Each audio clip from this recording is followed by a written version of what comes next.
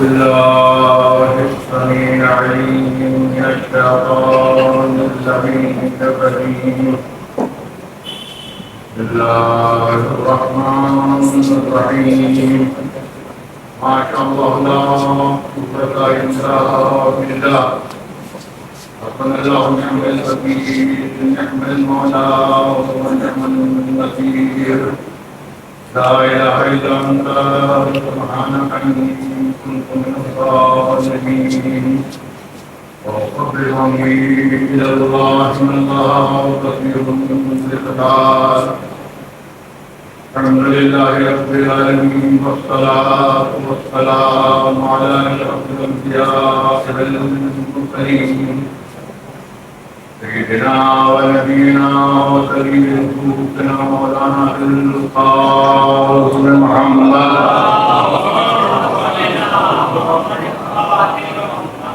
وآله الطيبين الطاهرين المعصومين، ولعنة الله على أعدائهم أجمعين يومنا هذا إلى يوم الدين. أما بعد، فقد قال الله سبحانه الحكيم قوله الحق. بسم الله الرحمن الرحيم. بل هو آيات بينات في صدور الذين أوتوا العلم وما جحدوا بآياتنا إلا الظالمون. صلوات الله.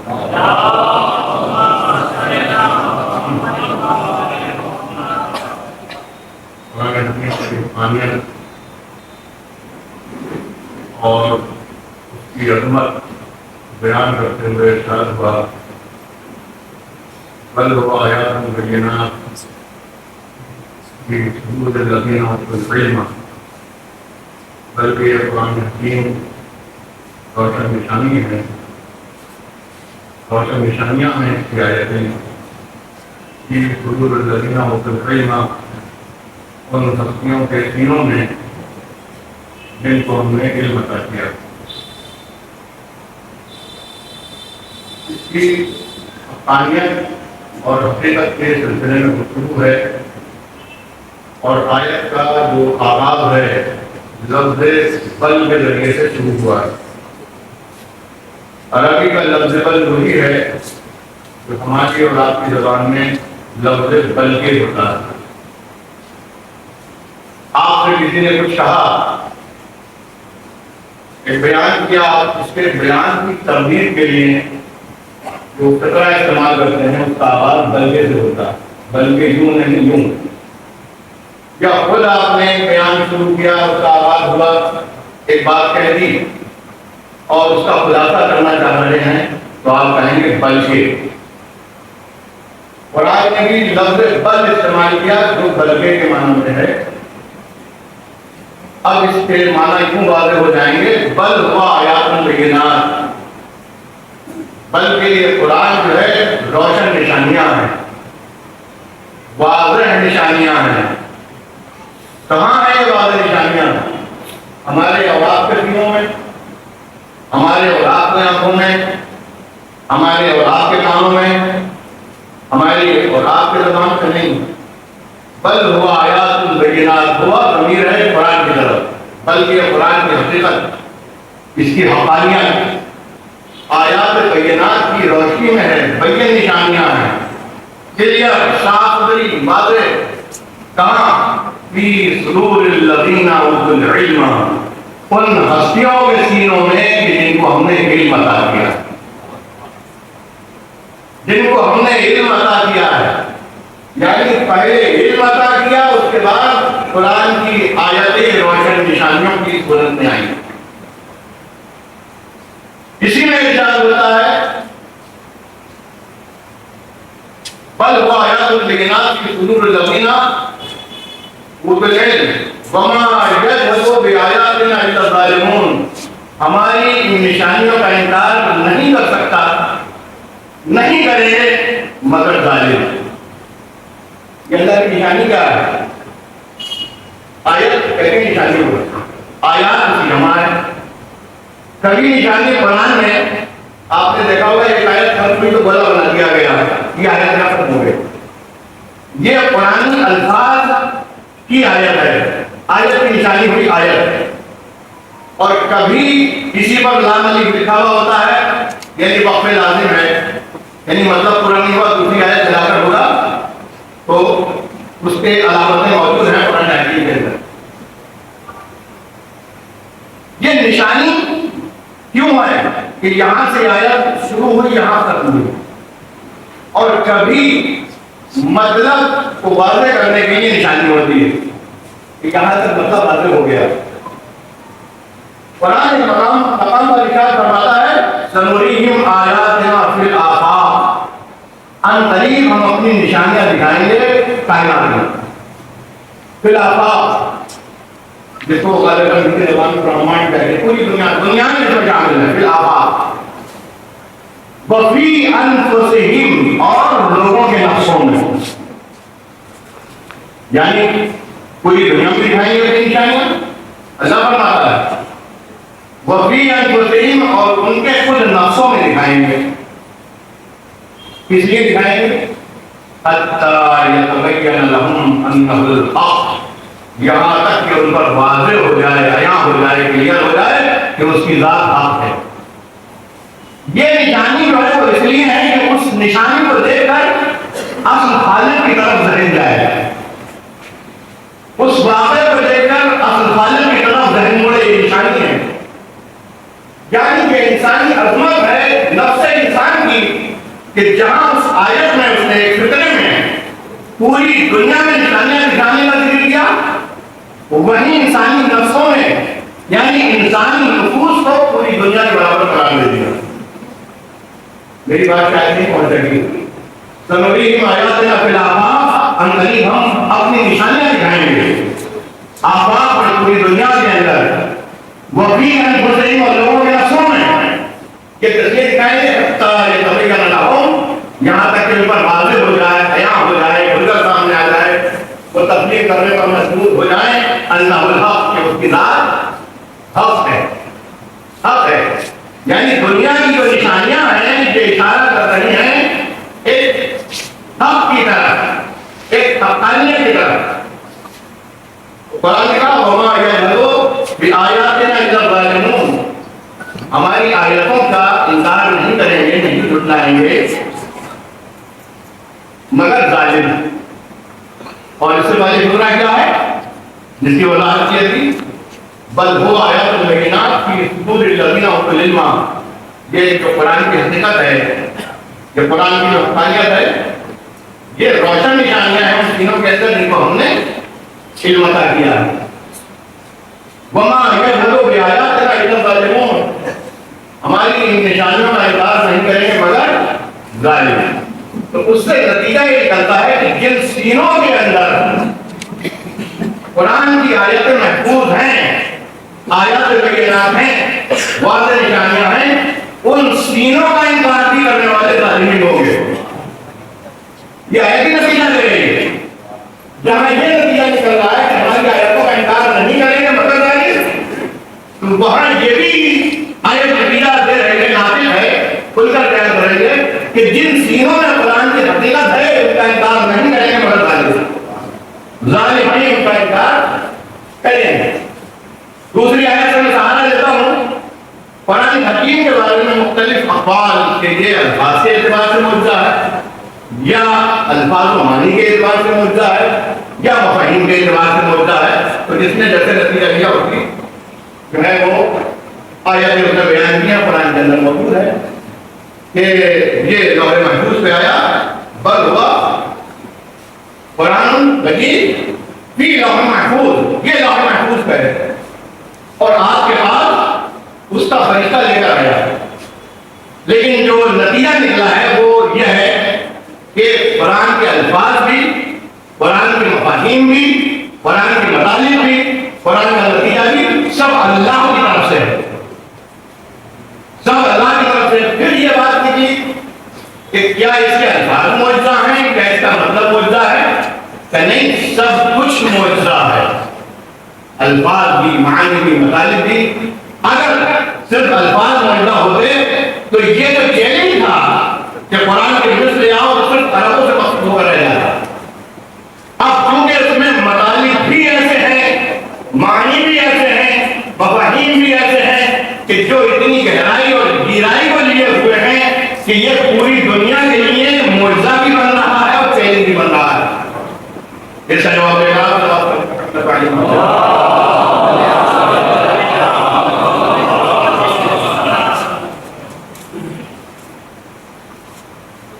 قرآن ایک منزل پر آیا ہے. بل ہوا آیات بینات فی صدور الذین اوتوا العلم. یہ واضح نشانیاں ہیں ان لوگوں کے لیے جن کو ہم نے ان کے سینوں میں جن کو ہم نے علم عطا کیا. ارشاد ہوتا ہے اللہ بھی اس کو روح الامین آپ کے قلب پر لے کر نازل ہوئے. جو چیز نازل ہوتی ہے اس کے لیے منزل پہلے سے ہونا چاہیے. نازل طرح کے منزل ہے. نازل کا مطلب جو آیا, نازل کا مطلب جو اترا, نازل کا مطلب جو وارد ہوا. آپ دریا کے گھاٹ پہ اترے, نازل ہوئے, تو منزل پہلے سے ہونا چاہیے. یہ بتائیں گے آپ جا کے منزل پہلے سے ہوگی تبھی تو نازل ہوگا. قرآن نازل ہوا, قرآن منزل نہیں ہے. جس منزل پر نازل ہوا ہے وہ کوئی منزل اور ہے.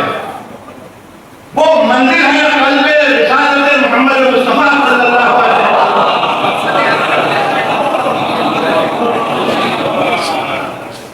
اور جس منزل پر نازل ہوا ہے, اب یہ تو جو منزل اب پارے بنا لیے ہیں یہ پیغمبر کے بعد بنے ہیں.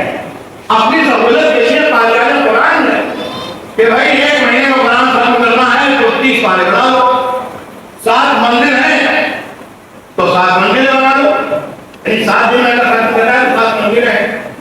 تو یہ منزل جو ہے قرآن کی نہیں ہے, یہ منزل ہے قاری کی.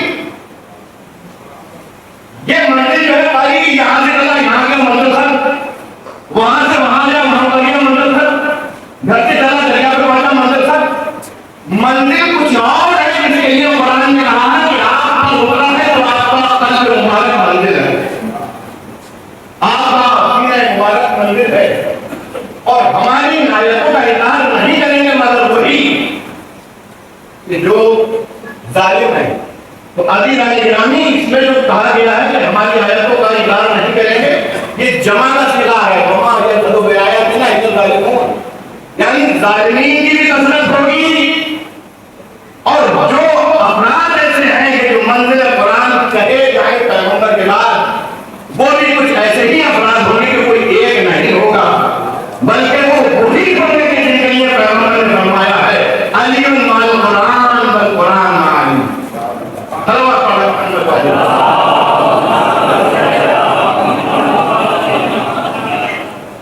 اور بابا محمد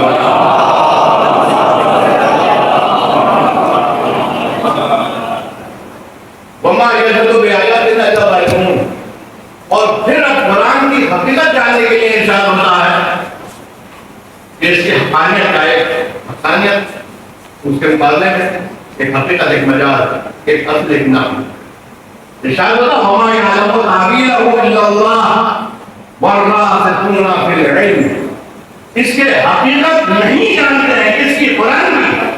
وما یعلم تأویلہ الا اللہ والراسخون فی العلم, بجز خدا اور ان لوگوں کے جو علم میں جمے ہوئے ہیں. یہ کون کہہ رہا ہے؟ ایک عالم دوسرے عالم کے لیے نہیں کہہ رہا ہے, عوام نہیں کہہ رہا علماء کے لیے. وہ کہہ رہا ہے کہ جس نے قرآن اپنے حبیب پر نازل کیا. یہ وہ کہہ رہا ہے کہ جو خالق قرآن ہے. وما یعلم تأویلہ الا اللہ والراسخون فی العلم, اس کی تعبیر, اس کی حقیقت کو نہیں جانتے بجز ان افراد کے جو زمین علم میں جمے ہوئے. اس کے مختلف جو ہے تعبیرات ہیں. ترجمہ نہیں ہوگا, ترجمہ صحیح نہیں ہوگا, تعبیرات ہیں کہ سوائے ان لوگوں کے جن کے زمین علم میں قدم جمے ہوئے ہیں. یہ بھی ترجمہ کیا گیا. جو راسخ ہیں, آپ کسی مذہب کو کہتے ہیں کہ راسخ العقیدہ, یعنی اس کے رگو پے دماغ شعور میں عقیدہ بسا ہوا ہے. راسخ العقیدہ, عقیدہ ابھرا ہوا ہے, عقیدہ سمایا ہوا ہے. کس نے عقیدے کو سمو لیا ہے, قلب کے رگو ریشے میں عقیدت کی عقیدت ہے اس کے یہاں، وہی راشد بیان ہے، وما یعلم تاویلہ، اس کی تعویل نہیں جانتے مگر وہی کہ جو علم میں راسخ ہیں، اترے ہوئے ہیں۔ اور عزیزان گرامی، اس میں یہ نہیں ارشاد فرمایا کہ رسول کا ذکر کیا گیا ہے، وما یعلم تاویلہ الا اللہ، اور رسول آگے نہیں ہے۔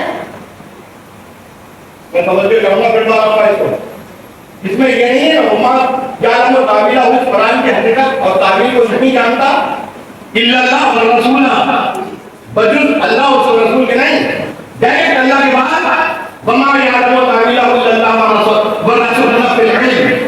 اس کا مطلب یہ ہے کہ جب آپ کسی سے بھی پوچھیں کیا رسول شامل ہے کہ نہیں ہے، تو آپ یقیناً کہیں گے رسول شامل ہے، بلکہ فرد اکمل ہے اس کے اندر، فرد کامل جن کے اندر قرآن سمویا ہوا ہے، جو قرآن میں راشد ہیں، جن کے قلب میں قرآن اترا ہوا ہے، اس کے فرد اکمل حضرت محمد مصطفیٰ صلی اللہ علیہ وسلم۔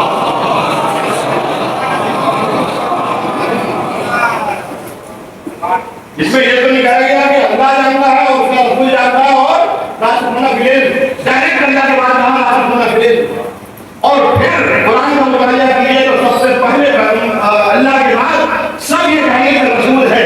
عالم اسلام میں کوئی انکار نہیں کر سکتا کہ رسول ہے کہ نہیں، کہ جو علم میں اترے ہوئے ہیں، اس کی تعبیر کو جانتے ہیں۔ تو ابھی رامی وہ کیسے افراد ہوں گے، اور راشد جمع ہے راشد کی جو اترا ہوا ہو پورے طور پر دل میں جو قرآن اترا ہوا ہو، راشد ہونا پھر علم، جو علم میں ڈوبے ہوئے افراد ہیں، تو وہ کون ہستیاں ہوں گے کہ جن کو اللہ نے رسول کے ساتھ ذکر کیا، رسول کو ان کے ساتھ ذکر کیا، ان کا علم بھی رسول جیسا، رسول کا علم بھی جیسا۔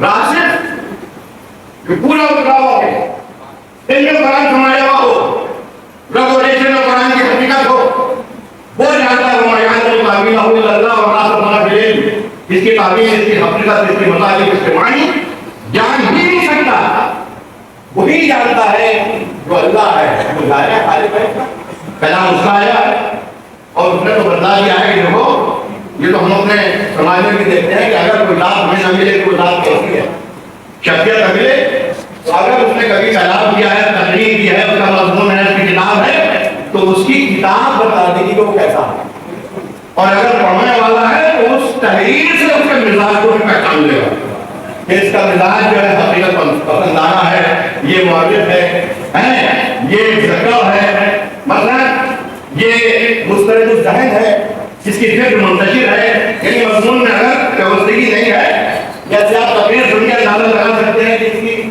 جو ہے فکر پڑا دیتا ہے، منتشر ہے کہ ادھر آیا کہ ادھر گیا کہ ادھر آیا، ایک موضوع پہ نہیں ہے جو آیت تھی اس کے علاوہ پڑھا، جو پڑھا وہ آیت ہی نہیں تھی، تو آپ کے اندازہ تقریر سے بھی لگا سکتے ہیں اور تحریر سے بھی لگا سکتے ہیں۔ تو جس کو ہم نے دیکھا ہے اس کی تقریر دیکھی، جس کو ہم نے دیکھا ہے اس کی تقریر آڈیو ویڈیو میں سنی، تو ہم نے اندازہ لگا لیا، تو اللہ کہتا ہے دیکھو میں دیکھیے جانے والی چیز تو نہیں ہوں، میرے کلام کو دیکھو، میرے کلام کو دیکھنے کے بعد اندازہ لگا سکتے ہو کہ کہیں اس میں اضطراب تو نہیں ہے، کہیں اس میں بھول بم تو نہیں ہے، کہیں موضوع سے ہٹ کے تو گفتگو نہیں ہے، کہیں غلط بیانی تو نہیں ہے، کہیں یہ تو نہیں ہے یہاں کچھ اور کہا وہاں کچھ اور کہا، تو یہ پہچان لیں گے تقریر کی، تو ارشاد ہوتا ہے کہ نہیں جانتا۔ اب وہ کیسے سینے ہوں گے جن کو رسول کے برابر رکھا گیا، رسول کو ان کے برابر کر دیا گیا، یہ بالکل ایسے ہی ہے جیسا کہ قرآن میں ارشاد ہوا یا ایھا الذین آمنوا اتقوا اللہ وکونوا مع الصادقین، اے لوگوں کے صاحبان ایمان اللہ کا خوف کرو، ڈرو اور سچوں کے ساتھ ہو جاؤ۔ یہاں بھی وہی بات لازم آتی ہے کہ کیسے سچے کے ساتھ ہو جائے، کسی سے پوچھے کہ کیا اس کا رسول شامل ہے کہ نہیں ہے، تو سب سے پہلے ہم سمان کرے گا کہ پہلے نمبر کا رسول شامل ہے، لیکن جمع کسیدہ بتا رہا ہے کہ رسول کے ساتھ کچھ ایسے بھی ہے جو رسول جیسے ہیں، اپنی صداقت میں امین ہے، رسول جیسے کیسے ہیں؟ تو اللہ فرمایا کہ رسول میرا صادق تھا، صادق رہا، کاذب سے صادق نہیں بنا، خائن سے امانت دار نہیں بنا۔ تو جب رسول کاذب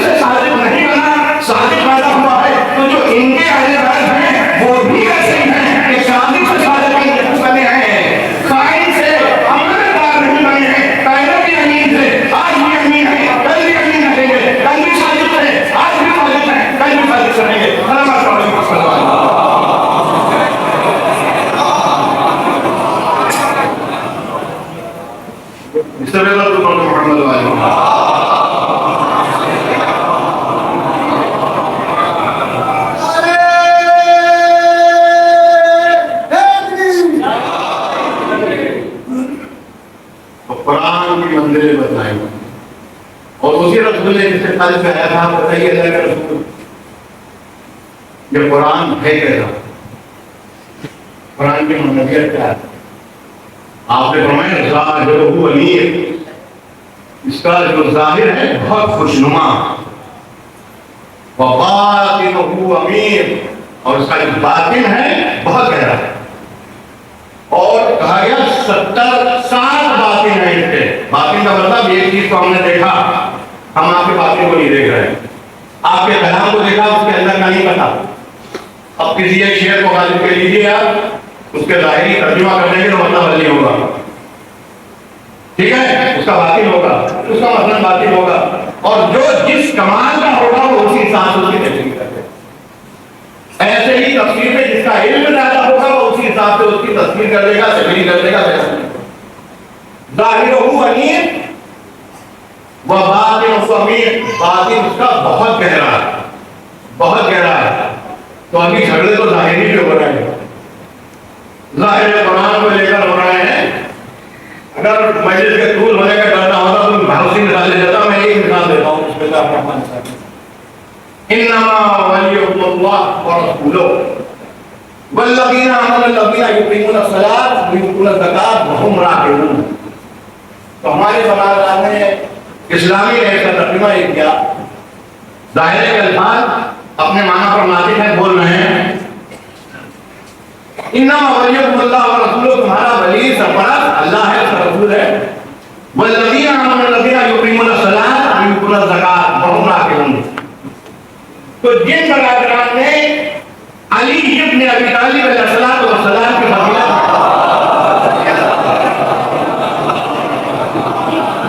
اب ظاہر ہے اس پڑھنا ممبر سے عجیب سے لگتے ہیں، لیکن محاورے کے اعتبار سے اگر اس کو بیان نہ کیا جائے، جنہوں نے امیر المومنین کی فضیلت میں ڈنڈی ماری تو انہوں نے اس کا ترجمہ یہ کیا کہ تمہارا ولی اللہ ہے، اس کا رسول ہے، اور وہ جو قیام نماز کرتا ہے اور جو ہے وہ زکات دیتا ہے.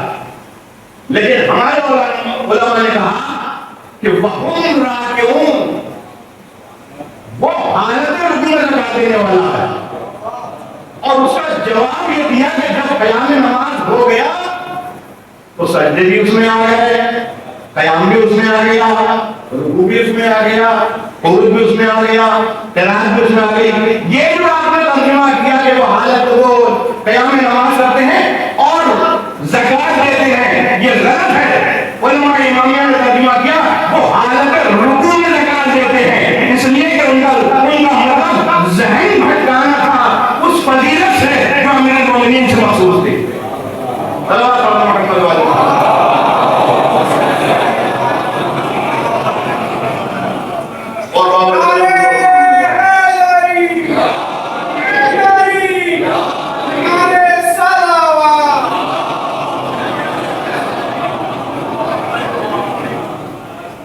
دیکھیے ترجمہ لفظی صحیح کیا، لیکن واو حالیہ ہے. یہ کبھی آپ ترجمہ جانی امر بکر وعلی وہو راکع، آپ یہ ترجمہ نہ کریں کہ وہ حالت رکوع سواری پر بیٹھ کر آیا. تو یہ واو حالیہ ہے. جنہوں نے ترجمہ کیا فضیلت کو ختم کرنے کے لیے، انہوں نے کہا کہ تمہارا ولی اللہ ہے، رسول ہے، اور وہ لوگ جو نماز ادا کرتے ہیں اور وہ رکوع کرتے ہیں. بھائی جب نماز قائم کرتے ہیں تو رکوع بھی اس میں آ گیا، سجدے آئے کہ نہیں آئے، سب چیز جب اس میں آ گئی تو یہ الگ سے ترجمہ کرنا رکوع میں، اور وہ رکوع کرتے نہیں، وہ حالت رکوع میں زکات دیتے. اور زکات دینے کی فضیلت فقط امیر المومنین علی بن ابی طالب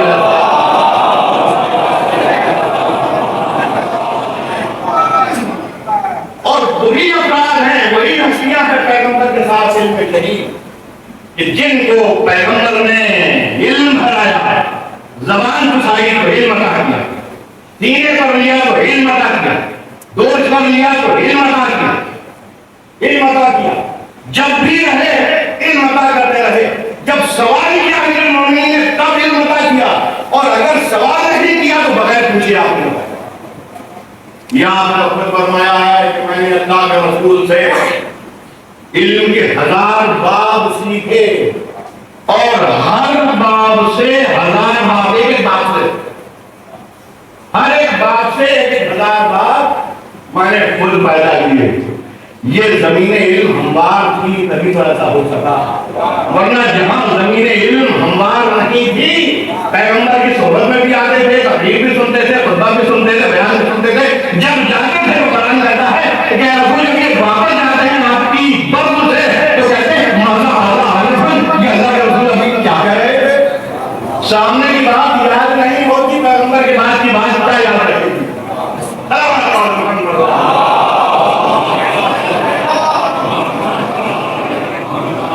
بھئی آپ کی آواز سے نہیں لگ رہا کہ آپ اس سے بڑے شیڈ میں بیٹھے ہوئے ہیں۔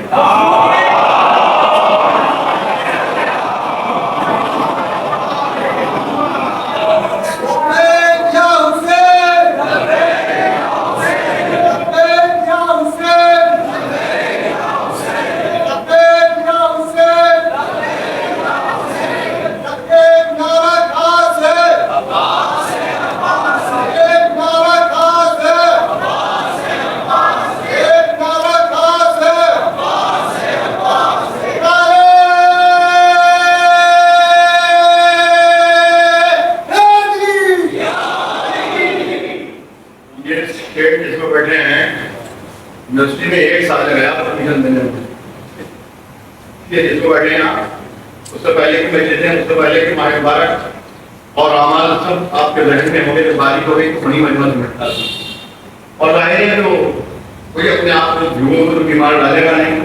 1 برس پورا پرمیشن میں لگا اور 1 پیسہ نہیں ہے مسجد ہے، بڑا بھلا کرے حجازت بھلا سوسائٹی کا ان کے افراد نے کوشش کی، اور اس پرمیشن میں بھی 1 برس لگا، 1 برس لگا، یہاں سے تک گیا، پھر وہاں سے آیا، یہاں سے گیا، پھر وہاں سے آیا، یہاں سے گیا، پھر وہاں سے آیا، یہ پھر فراہم ہو سکا کہ خواتین بھی آرام سے بیٹھے ہیں، بارش ہو تو کوئی غرض نہیں، یہاں بھی بارش ہو تو کوئی غرض نہیں، آپ ذکر حسین آرام سے سن سکتے ہیں، ذکر حسین کر سکتے ہیں۔ یہ خطیب کے لیے بھی آسانی ہے، یہ سب مجمع نظر آ رہا ہے، اور ان کے لیے بھی آسانی ہے کہ وہ مجھے دیکھ رہے ہیں، سب کو دیکھ رہا ہے۔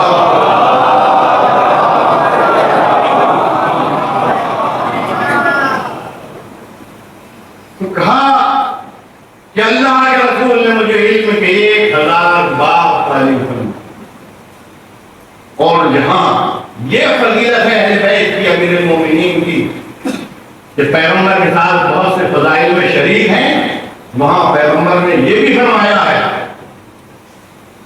اور ہمیں جو واقعات سے ملتا ہے کہ مسجد میں کوئی داخل نہیں ہو سکتا تھا کسی بھی حالت میں سوائے علی کے اور پیغمبر کے۔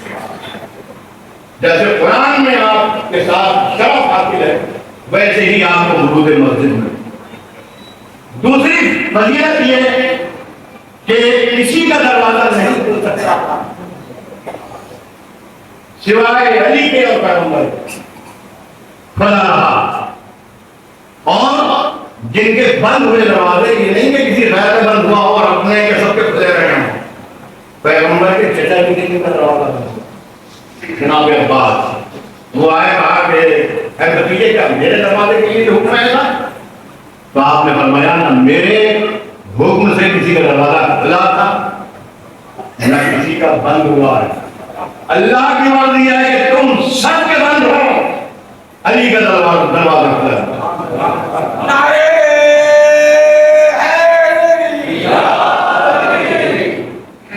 اور یہاں پر کسی فارسی شاعر نے کہا، پتہ نہیں وہ اصل میں اردو شاعر ہے، فارسی میں کہہ دیا یا فارسی ہے ہی، شد فیض دو سرا از در علی، دو جہاں کا فیض در علی کی اللہ، 40 سالہ ترجمہ کر رہا ہوں میں لفظ، شد فیض دو سرا از در علی، بے بہرا آنکھ گشت جدا از در علی۔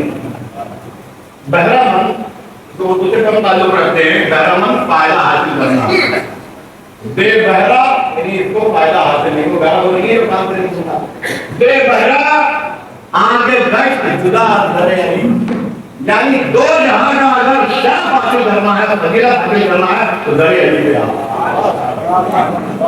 ان سے وابستہ ہو جاؤ، ان سے سوال کرو، ان سے مسائل پوچھو، پیغمبر کے بعد ان کا احترام کرو، اس در کی توقیر کرو.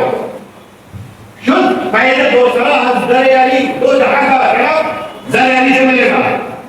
بے بہرا کے گش جدا زر علی، وہ بے بہرا رہا، بے بہرا رہا، کچھ نہ ملا، یعنی اس کا دامن خالی ہی رہا جو جدا ہو گیا زر علی. مگر میں اس میں جڑا کروں گا اس مسئلے کے ساتھ، ابھی تو جو جدا بھی رہا ہے اسلام کی سالمیت کے لیے ان کی بھی مدد کی ہے. اگر مدد نہ کی ہوتی تو 75 موقعوں پہ کہا ہوتا کہ اگر علی رات نہ ہوتے تو میں ہلاک ہوتا. اور یہ عزیزانی گرامی یقیناً پبلک کے درمیان کہی ہے، جبھی تو ہم تک بات آ گئی. اور نہ جانے بھائی نے کتنی مدد کی ہوگی جو ہم تک نہیں پہنچی. 75 ایسے موقع تھے کہ جہاں علی مدد کرتے رہے، علی مدد کرتے رہے، اور کہنے والا دائرہ اسلامی کے لیے دوسروں کو قائم کرنے کے لیے یہ تو کہتا کہ اگر آج علی نہ ہوتے تو میں ہلاک تھا. اور اسی فکر کی آزاد کی وضاحت کی کہ اللہ الدین کے لیے مجھے زندہ رکھ جس دن ابو الحسن جیسا مسائل کو سمجھانے والا ہوں. تو قرآنی مسائل تو تھے ہی، قرآن کی آیات کا مطالب تو تھے ہی. بے بہرا کے کش جدا زر علی. اب میں اس پہ نظر چاہوں گا آپ کی. بوجود مصطفیٰ در حیدر و مسجدش، اللہ کے رسول نے اپنی مسجد میں علی کا دروازہ کھلا رہنے دیا. اب اس مصرے میں آخر میں فلسفہ ہے کیوں؟ آپ تو یہ کہیں گے فضیلت ہے. یہی فضیلت کہتا ہے کہ اللہ کے رسول کے ساتھ ساتھ دروازہ حضرت کا کھلا رہا. یہی کہ فضیلت کا سب کے بند ہو گئے آپ کو کھلا رہا. نہیں، وہ عجیب بات کہتا ہے. کہتا ہے کہ بے قصور مصطفیٰ در حیدر و مسجدش، اپنی مسجد میں یعنی مسجد نبوی میں علی کا دروازہ کھلے رہنے دیا.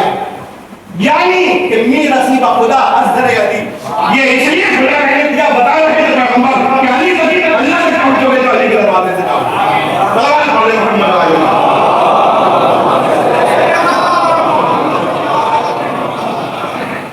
اور اس لیے تو کی پڑھتے محمد علیہ.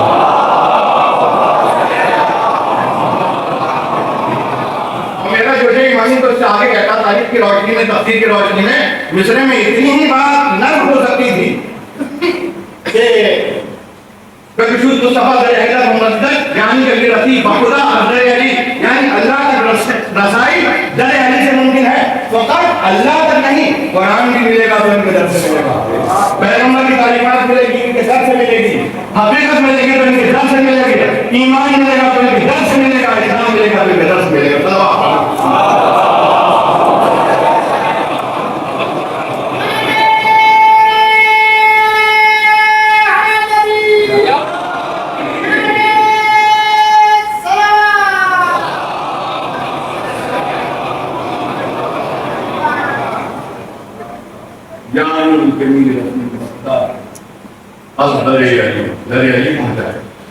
یہ در اتنا عظیم ہے کہ جس کا ایک دروازہ شہر علم نبی کی طرف کھلتا ہے، ایک دروازہ اسرائیل کی طرف کھلتا ہے، ایک دروازہ در خدا کی طرف کھلتا ہے.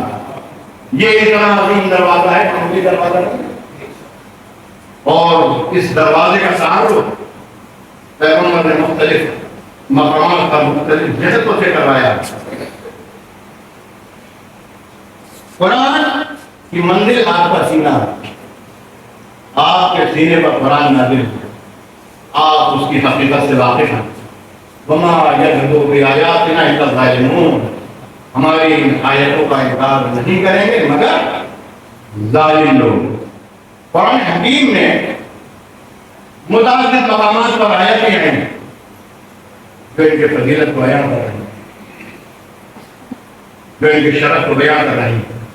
قرآن دیکھ لیے، قرآن کتاب ہدایت سب کہتے ہیں، کتاب ہدایت ہے. یہ غالباً ہو گئی 99 کی، اور اکرام والے مقدر مدرسے میں، اور پھر وہاں سے جو اطراف کے کتابہ علماء آئے ہوئے ہوتے ہیں وہ نیو یارک میں کوئی سینٹر ہے. آپ کو حیرت ہوگی کہ دنیا کا مہنگا ترین شہر نیو یارک میں کوئی اس کا علاقہ مہنگا ترین ہے، اور اس میں دنیا کا مہنگا ترین ہاسپٹل، اور اس کے سامنے جو ہے کوئی سینٹر ہے، اور اسی سینٹر میں لکھا ہوا ہے مدینہ العلم والجمال. بھائی قدم روح تازہ ہو جاتی ہے ایسے سینٹر میں. اور اس کو رن کرتے ہیں، اس کو چلاتے ہیں، آواز سے جاری ہوتے ہیں، آواز سے۔ تو وہاں پر ایک دعوت ہوتی ہے، اطراف کے اردو زبان، عربی زبان، فارسی زبان سب کو بلا دیتے ہیں۔ فضلی آئے ہوئے تھے، اسے لوگوں نے پوچھا کہ قرآن میں کیا یہ چیز ہے کہ نہیں ہے؟ وہ اپنے اپنے حساب سے پوچھتے ہیں، سائنس والا پوچھتا ہے سائنس کہاں ہے، فلسفے والا پوچھتا ہے فلسفہ کہاں ہے، تاریخ والا پوچھتا ہے تاریخ کہاں ہے، اس کے بنانے کا طریقہ کیا کہاں ہے۔ ارے بھائی صاحبان اس نے گفتگو کی ہے تو خود اس میں شامل ہو گئے نا، پھر ترقی کریں گے، قرآن کی آیت کے سننے آ جائیں گے، اور قرآن کی آیت کے حجت ہے، حجت ہونے کا مطلب یہ ہے کہ فلسفے والا قرآن کو پڑھے تو فلسفے کا درس لے، ہسٹری والا ہسٹری کا قرآن پڑھے تو ہسٹری کا درس لے، میتھمیٹیشین قرآن کا مطالعہ کرے تو اپنے کسی طرح کی حجت کے مانا۔ تو انہوں نے کہا آخر میں ساری بحث کرنے کے بعد قرآن فقط کتاب ہے، یہ آیت اللہ کا حکم ہے ساری چیزیں، لیکن انہوں نے جو بیان کیا کہ قرآن کتاب ہدایت ہے، یعنی جو چیز بھی اس نے بیان کی وہ ہدایت کے لیے کتاب ہے، ہدایت کے لیے تعریف ہے، ہدایت کے لیے واقعات ہے، ہدایت کے لیے فلسفہ، ہدایت کے لیے یعنی آپ کی رہنمائی کرنے کے لیے ایک کتاب ہے۔ تو قرآن ہے کتاب ہدایت، اور ایک قانونی کتاب اس کی تعریف آپ کرتے ہیں، قرآن کتاب ہدایت ہے اور قانون کی کتاب ہے، اس لیے کہ سارے قانون قیامت تک کے لیے اس میں بیان کر دیے گئے ہیں۔ قانون کی جو کتاب لکھی جاتی ہے کیا اس میں کسی کی تعریف ہوتی ہے؟ نہیں ہوتی نا، قانون تو قانون ہے، کیا کسی کی مذمت ہوتی ہے؟ مذمت بھی نہیں ہوتی قانون کتاب میں، اس میں تو بیسک چیزیں بیان کی جاتی ہیں، اصول روٹس بیان کیے جاتے ہیں، اس میں جو چیز دیا جائے بنیادی چیزیں۔ تو قرآن کتاب ہدایت اور بنیادی کتاب قانونی کتاب۔ قرآن کا کام نہیں ہے کہ کسی کی مذمت کرے، قرآن کا کام نہیں ہے کہ کسی کی ہدایت کسی کی تعریف کرے، لیکن عزیزو ضرورت کر رہا ہوں کہ قرآن نے کسی کی ہدایت کے سلسلے میں تعریف بھی کی ہے، کسی کی مذمت بھی کی ہے۔ آپ اگر نماز پڑھتے ہیں ہم تو دن میں کم سے کم 10 بار پڑھاتے ہیں اهدنا الصراط المستقیم، اهدنا الصراط المستقیم، صراط الذین انعمت علیہم غیر المغضوب علیہم ولا الضالین۔ ہدایت فرما، ہدایت فرما۔ تو یہ تفسیر میں لکھا ہوا ہے کہ تفسیر کے عالم میں لکھا ہے کہ جب بندہ یہ کہتا ہے کہ ہدایت فرما تو غیر سے آیت یہ آواز آتی ہے کاہے کی ہدایت فرماؤ، کاہے کی ہدایت چاہیے، اهدنا الصراط المستقیم صراط الذین انعمت علیہم غیر المغضوب علیہم ولا الضالین۔ نعمت والوں کی بھی مدح ہو گئی اور عذاب والوں کی بھی مذمت ہو گئی۔ تو قرآن کا طریقہ ہو گئی تھا کہ مدح کرے یا مذمت کرے، لیکن قرآن نے کسی کی، اس کا مطلب یہ ہے کہ قرآن کتاب ہدایت ہونے کے باوجود واقعات اور اپنے اصول کے ذریعے سے ہدایت کے دروازے کھولتا ہے، یعنی ہدایت کے دروازے بغیر نعمت والوں کے اگر ہو سکتے آتا تو کبھی بھی نعمت والوں کا ذکر نہ کرتا، اور حق ہدایت کبھی بھی عذاب والوں کی مذمت کے بغیر ادا نہ ہوتا تو کبھی ان کا ذکر نہ کرتا۔ اب یہ آپ نے سلام میں سنا کہ جھوم جھوم کے پڑھتے تو ہیں، اور یہ آیت بھی ہے ہم قرآن کی حفاظت کرنے والے ہیں، اور ہم نے قرآن کو نازل کیا، ہم اس کی حفاظت کرنے والے ہیں۔ تو کم سے کم یہ بھی تو پڑھو کہ جن کی وجہ قرآن میں ہے ان کی بھی حفاظت اللہ کرنے والا ہے، جن کا شرف اللہ نے بیان کر دیا ان کے بھی فضائل بیان کرنے والا ہے، جن کو باقی رکھا ہے ہدایت نہیں ہے وہ بھی قرآن کے ساتھ ایسے ہی باقی رہیں گے جیسے قرآن بات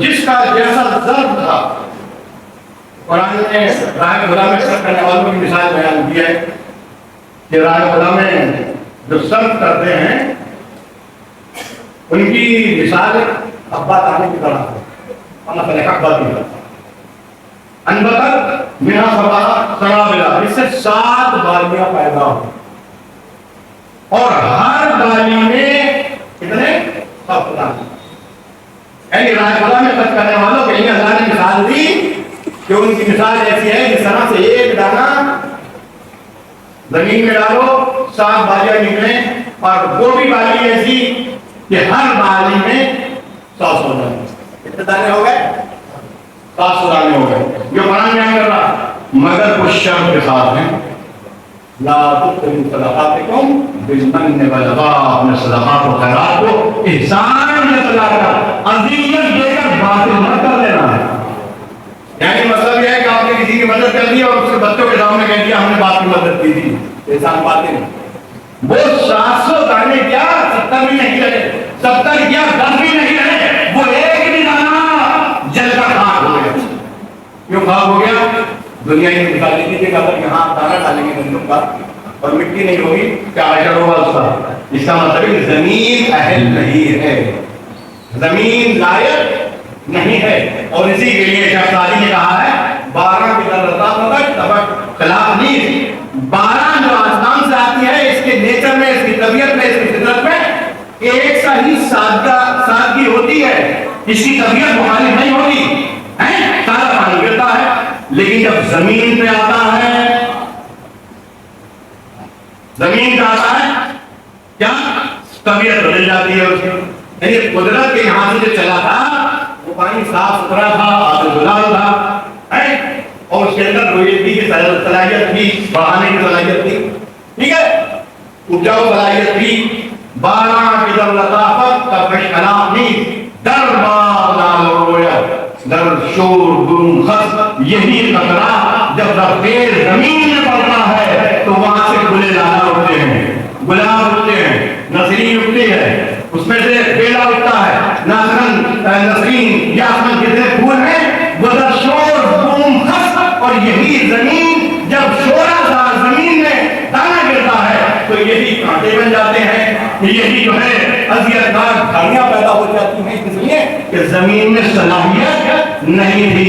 ऐसे ही कुरान का है, कुरान उतरा था सीने पैगंबर पर, साफ सुथरे कुरान सीने पर उतरा था और वहां पर बैठने वाले हर तरह के मौजूद थे। कोई कैसी सलाहियत ले गया, कोई किसी का ज़हन ऐसा था कि जमीन पैगंबर की तकरीर समझ में नहीं आई, किसी का ज़हन ऐसा था जो 9 दर्जे का ईमान लेकर पढ़ता, किसी का ज़हन ऐसा था जो 10 दर्जे का ईमान लेकर पढ़ता, कोई ऐसा था जो कुल्ले ईमान बनकर पढ़ता। 12 की लताफत तबश कलाफ नहीं, उसकी तबीयत में, उसके नेचर में, उसके हकीकत में कोई इख्तिलाफ नहीं है। दरबार लारूरियत वो खुले लाला होते हैं, बाप यानी जो ज़रख़ेज़ जमीन होती है, और जो बहुत ज़रख़ेज़ जमीन थी उसी के लिए आपने फरमाया अलीम अल कुरान वल कुरान, और खुद उसी ने जवाब दिया कि कोई आयत ऐसी नहीं जिसके बारे में अली ना जानता हो कि रात को नाज़िल हुई है या दिन में नाज़िल हुई है। कोई आयत ऐसी नहीं जिसके बारे में अली को इल्म ना हो कि हमवार ज़मीन में नाज़िल हुई है, ये गैर हमवार ज़मीन में नाज़िल हुई है, कौन पहाड़ पर नाज़िल हुई है, कौन सहरा में नाज़िल हुई है, कौन इस बारे में ज़ाहिर है कि पैगंबर से मिला था आपको। और अभी लोग कुछ ऐसे भी थे जिन्होंने कुरान का मजाक हुआ है और कुरान की हकीकत तक नहीं पहुंचे, न उसका इल्म लिया, न उसकी हकीकत जानने की कोशिश की, और कुरान पर तीर बारा नहीं।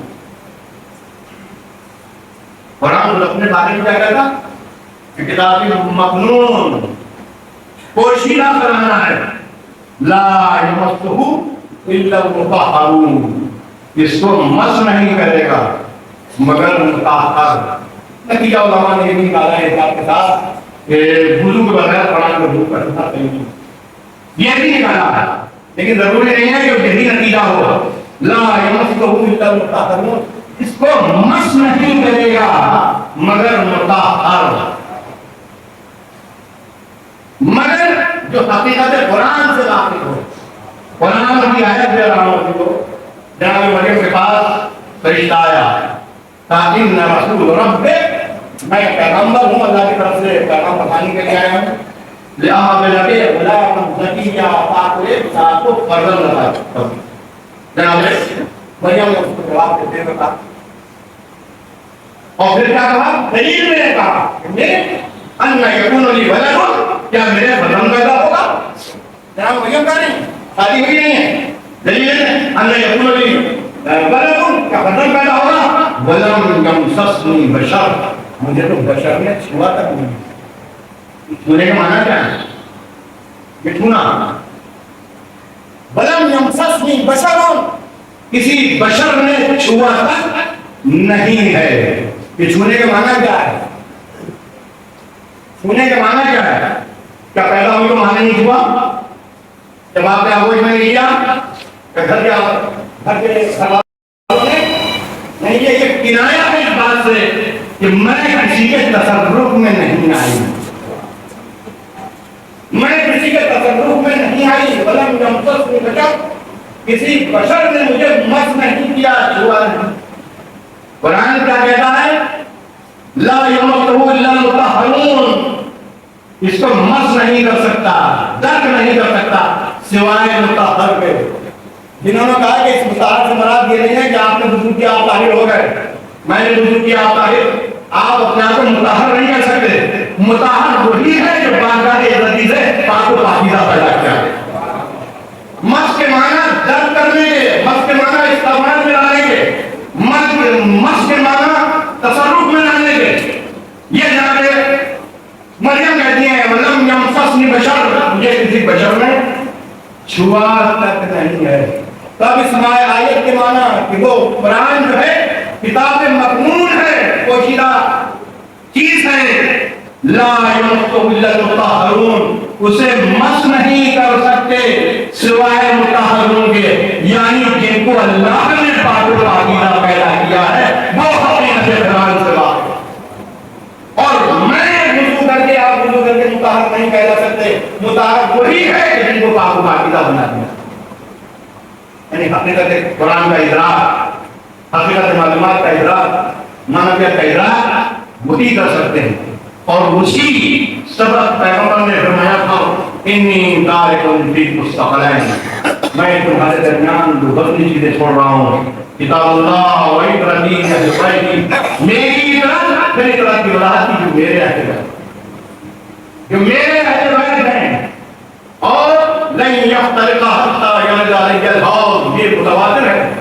बरादरान इस्लामी के यहाँ ये सारे 20 हिस्से से जो आए हैं नक्ल होकर, ये पैगंबर ने फरमाया कि इन्नी तारिकुन फीकुम सक़लैन किताबुल्लाह व इतरती अहल बैती, मेरी तरफ से है लन यफ्तरिका हत्ता यरजा अलैहिल हौज़, ये जुदा नहीं होंगे यहाँ तक के हौज़ तक। और इन्हीं चीजों का हवाला जो है, इन्हीं फजीलतों का हवाला है इमाम हुसैन अलैहिस्सलाम।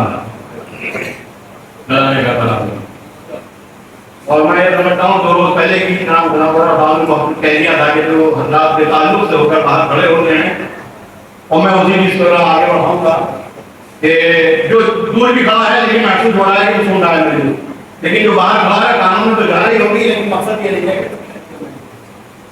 और इस मजलिस का इतना एहतमाम किया है इमाम सज्जाद, इमाम बाकर ने, और सही मानों में ऐसी मजलिस का सिलसिला इमाम रज़ा से शुरू हुआ। इमाम रज़ा से शुरू हुआ। इमाम सज्जाद तो ज़ाहिर है कुछ दौर में थे जो आप मसाइल सुनते हैं, वो नाक़ाबिल बयान है कि जब कोई यहाँ गया पुराने के बाद में उसने करबला के हालात से सबसे लेना चाहा, और इमाम ने रोते हुए कुछ बयान किया, तो उसने कहा कि मौला कब तक रोइएगा, मौला कब तक रोइएगा, कब तक आंसू बहाएंगे। तो इमाम ने फरमाया कि देखो 18 फरजंद थे, 12 फरजंद के आंसू थे, एक गुम हो गया था, हालांकि पता था कि वो जिंदा है, कई जानवरों से तस्दीक काली थी कि हमने नहीं खाया, यकीन था कि वो फरजंद मिलेगा, लेकिन वो अपने बेटे की जुदाई में इतना रोए वो गिरद लहरा हो गए, बोल हम अंदों से उनकी आंखें सफेद हो गई, बेमूल हो गई, आंखों के तिल बह गए हैं। और मेरे तो 18 भी नहीं, मैंने तो 18 इमाम फरमाते कि मैंने तो ऐसे देखा कि जो नज़ीर, जिनकी ना दुनिया में मिसाल थी ना नज़ीर। इमाम फरमा रहे कि मेरे चचा अब्बास की मिसाल हो सकती है, या मेरे भाई अकबर की मिसाल हो सकती है, या मेरे और फर्जंदान मुस्लिम की मिसाल हो सकती है। तो एक मरतबा फिर कहा, उसने जुर्रत करते हुए, मौला शहादत तो आपके घर की मिराज है, शहादत तो आपके घर की मिराज है। ये वही जुमला था زہری نے کہا امام سے، امام دربار عزیز میں کہہ چکے تھے اپنی زبان سے، جس عزیز نے قتل کرنا چاہے لے جائے قتل کر دو. امام نے کہا قتل تو ہماری عادت ہے، مطلب یہ ہے ہم نے سے کم ہو گئے، اللہ کو پیارا ہوا ہے. شہادت کرامہ شہادت کی دھمکی دیتا ہے اور ہماری شہادت سے ہماری بزرگی میں اضافہ ہوتا ہے، فضیلت بڑھتی ہے. اگر عزیزوں فضیلت نہ بڑھتی تو آج کی دنیا میں ایسا ہوتا ہے جیسے آپ دیکھ رہے ہیں. یہ فضیلت میں اضافہ ہوا ہے جگہ میں. پوری دنیا میں جو آپ دیکھ رہے ہیں، دنیا کے تمام حالات جو ایک اسکرین کے ذریعے سے ہمارے اور آپ کے سامنے ہے، دنیا بدندہ ہے جو آج 1300 برس پہلے واقعہ ہوا اور اتنا زمانے کی کوشش کی گئی آج جیسا ہو کے سامنے. تو اس نے کہا کہ بڑا شہادت تو آپ کے گھر کی میراث ہے. یعنی اشارہ یہ تھا کہ ہم آپ کو فرما چکے ہیں دربار عزیز میں، یہ ہمیں قتل کی دھمکی دے رہا ہے. القتل لنا عادت ہونا ہماری عادت ہے، مزاج بن گیا ہے ہمارے کے ساتھ. شہادت ہماری کرامت میں ہے. تو امام نے فرمایا تم نے انصاف نہیں کیا، شہادت میراث ہے لیکن ماں اور بہنوں کا کھلے سر ہونا کیا یہ بھی میراث ہے؟ ماں اور بہنوں کے مرنا چادر ہو، منادی مدہ ہو، سال نہیں سوالا رنگ ناصر رسول اللہ. عزیزوں یہ مسائل پہ ہم غور کریں. آپ اور ہمارا امام پردہ غیب میں توقیع حاصل ہوئی ہے زیارت ناظر میں فرماتے ہیں اے میرے جد اگر کے زمانے نے مجھے آپ سے دور کر دیا، لب کے نالے کا پکال میں آپ پر عوض آنسوؤں کے خون کے آنسو روتا ہوں. لب کے نالے کا بدل دما میں آنسوؤں کے بدلے خون کے آنسو روتا ہوں. اور پھر آپ نے حضرت حجت نے زیارت ناحیہ میں فرمایا ہے السلام علی بدن السلیم، میرے عزت کے جسم مبارک پر سلام ہو جس کی شہادت کے بعد اس کا لباس اتار دیا گیا. السلام علی قد الطریب، اس رخسار پر سلام ہو جس کو خام آلودہ کر دیا گیا، جس کی رگے گردن کاٹ ڈالی گئی. فرماتے ہیں کہ مولا اگر کے زمانے نے مجھے آپ سے دور کر دیا مگر میں آپ پر خون کے آنسو رو رہا ہوں. عزیزان گرامی، اور اس میں ایک ایک شہید اور ایک ایک واقعہ کربلا پر آپ نے غور کیا اور اس پہ آپ نے جو ہے سلام کیا. عزیزو یہ جو قافلہ تھا وہ زندان شام میں بند ہو گیا. زندان شام میں ایک ڈگری میں جاتا میں کے بول میں آیا وہاں سے تو وہ روزہ جو دیکھ کر اندازہ ہوتا تھا کہ زندان کے اندر ہے. 94 اور 95 میں جو بشار الاسد تھے ان کے بعد حافظ الاسد نے ان کے حکم سے چند ایرانی آگے بڑھے اور انہوں نے کہا کہ ہم یہ روزہ جو ہے سونے کا بنوائیں گے. پوری یہودیوں کی مارکیٹ تھی وہ ان سے ان کی مرضی سے خریدی گئی. بالکل اتنا ہی کھنا محلہ تھا جیسے یہاں محمود بھنج آپ دیکھتے ہیں. پوری مارکیٹ یہودیوں سے خریدی گئی، ان کو معاوضہ ان کی مرضی کے مطابق دیا گیا اور جناب سکینہ کا روزہ تعمیر کیا گیا. لیکن اس سے پہلے جو تھا وہ آپ کی قبر محسوس ہوتی تھی کہ زندان کے اندر ہے. میں ایک مجلس میں گزارش کی تھی کہ زندان میں قبر کی اسی شہزادی کی شاید اس لیے تھی کہ جناب وقت کو اٹھانے والا کوئی نہیں تھا. میں آخر بیان میں وہ پرساد اللہ کی علی کی طرف سے اور عزیزان گرامی مرزا نذیر نے شہزادی کے حال کے دو مرتبے کہے. ایک کا مسئلہ یہ ہے جب گل ہوا چنان احرام کا اشراق کرو. ایک کا مسئلہ یہ ہے جب گل ہوا چنان احرام پہلے شام میں. دوسرے کا یہ ہے جب دعوت کسینہ سکینہ اٹھا سکوں. اور اس میں پورے حالات زندان شام کے پورے حالات شہزادی سکینہ کے شہادت کے اور آپ کے ساتھ کے بیان کر دیے ہیں. آخر وقت میں مرزا نذیر کے حالات میں ملتا ہے کہ جب ان کے چاہنے والے ان کے نزدیک گئے کہ مرزا کوئی وصیت فرماؤ تو مرزا نے کچھ اپنی زبان سے کہا. لوگ اپنے کام میں نزدیک لے گئے تو مرزا نذیر کہہ رہا ہے کہ یہ جو میں نے مرثیہ کہا ہے شہزادی کے حاضرہ کہ جب دعوت کسینہ سکینہ اٹھا سکی کہا میرے مرنے کے بعد میرے سینے پہ رکھ دیا جائے، میرے ساتھ دفن کر دیا جائے. تو لوگوں نے پوچھا کہ اسی مرثیے کے لیے وصیت کیوں؟ کہا جب میں یہ مرثیہ کہہ رہا تھا کچھ خاص حالتیں مجھ پر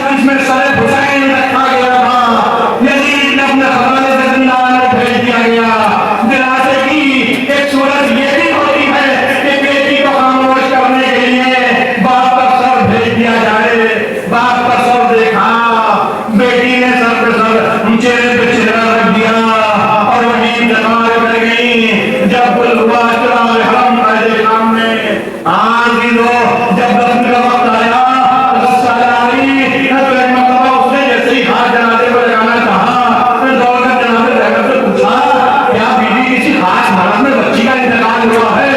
ایسا تو نہیں ہے.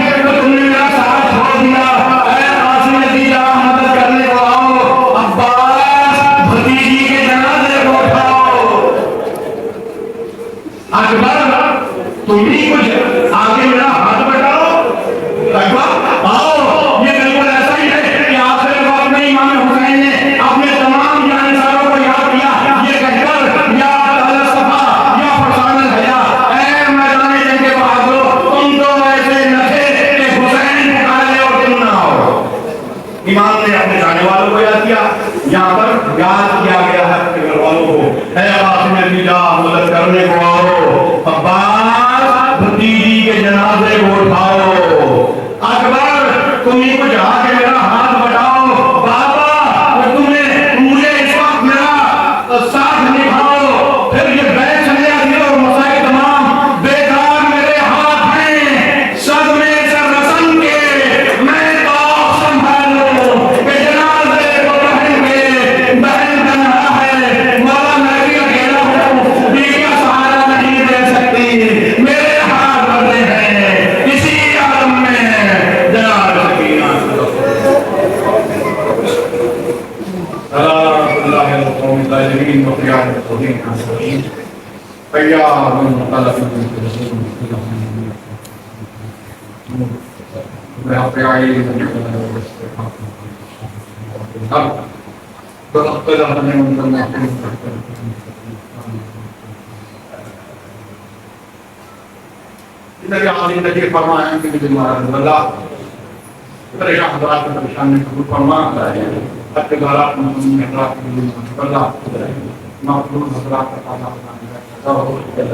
بیمار ہیں ان کی سہایت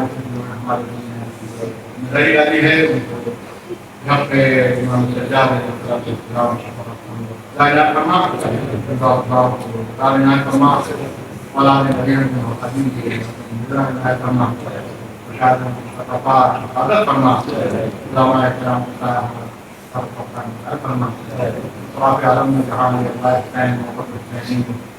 اور دلوں سے رضا ہیں اور جو اس میں شامل ہیں اپنے نائب فرما تمام طرف صلاح کی دنیا میں آج سب پہلے کے ساتھ ان کا رضا ہے بیان ہے ان کے سننے کی بدلنے پھر نائب فرما ربنا دلیم پھر بات اللہ سے رسول سے بات مسلم خان میں قریب